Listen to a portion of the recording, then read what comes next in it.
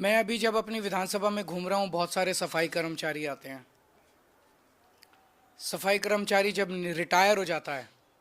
जब तक रिटायर होता है तब तक तो उसे सरकारी निवास मिल जाता है, लेकिन जब रिटायर होता है तो वो लगभग सड़क पे आ जाता है। उसकी इतनी पेंशन नहीं होती कि उसमें वो किराए पे अलग घर ले सके, इतने पैसे नहीं होते उसके पास, सेविंग्स नहीं होती कि एक घर खरीद सके। मैंने कई ऐसे सफाई कर्मचारियों को देखा है जो रिटायरमेंट के बाद झुग्गी में अपना जीवन जीने के लिए, और झुग्गी भी आसान नहीं है बनानी, झुग्गी में अपना जीवन निर्वाह करने के लिए मजबूर हुए हैं। तो आज मैंने प्रधानमंत्री जी को एक खत लिखा है, उसकी एक कॉपी आप लोगों को दे रहे हैं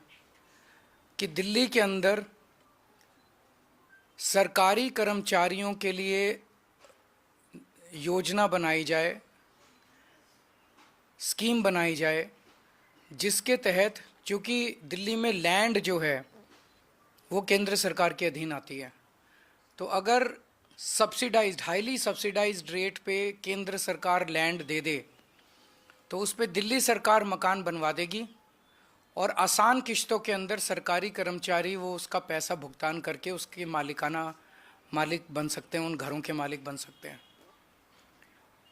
तो मैंने आज उनसे निवेदन किया है कि इसकी शुरुआत हम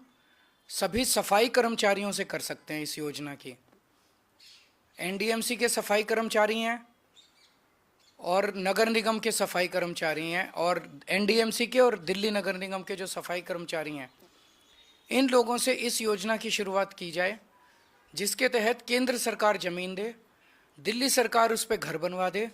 और सभी सफाई कर्मचारी आखिरी के अपने कुछ सालों में अपनी तनख्वाह में से उसकी किश्तें कटवा के, और जब तक रिटायर हों तो रिटायरमेंट में उनके लिए एक सम्मानजनक जीवन जीने के लिए घर उन लोगों को मिल जाए।